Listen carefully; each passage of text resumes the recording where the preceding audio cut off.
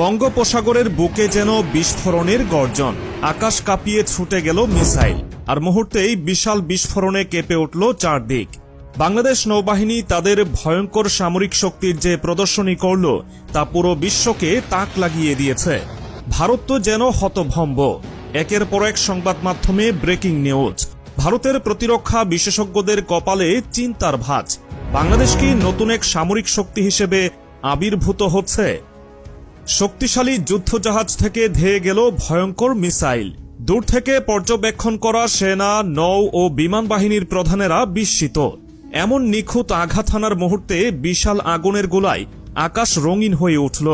বঙ্গোপসাগরের নীল জলরাশিতে প্রতিফলিত হচ্ছিল সেই আগুনের আলো। এটি ছিল নৌবাহিনীর বার্ষিক সমুদ্র মহড়া এক্সারসাইজ সেফগার্ড 2025। কিন্তু অন্যান্য বছরের মহড়ার চেয়ে এবারেরটি ছিল সম্পূর্ণ আলাদা।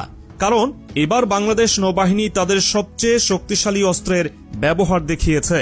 শুধু শক্তি প্রদর্শন নয়, এক নতুন সামরিক শক্তির জন্ম হল বঙ্গোপসাগরের বুকে। যুদ্ধজাহাজে ডেকে তখন উত্তেজনা চরমে। আধুনিক প্রযুক্তির এই মিসাইল আকাশে ছুটে যাওয়ার সঙ্গে সঙ্গেই বিশাল শব্দে কেঁপে উঠল পুরো সমুদ্র এলাকা। কিছুক্ষণের মধ্যেই লক্ষ্যবস্তুতে সুনির্দিষ্টভাবে আঘাত হানল, আর বিশাল বিস্ফোরণের শব্দে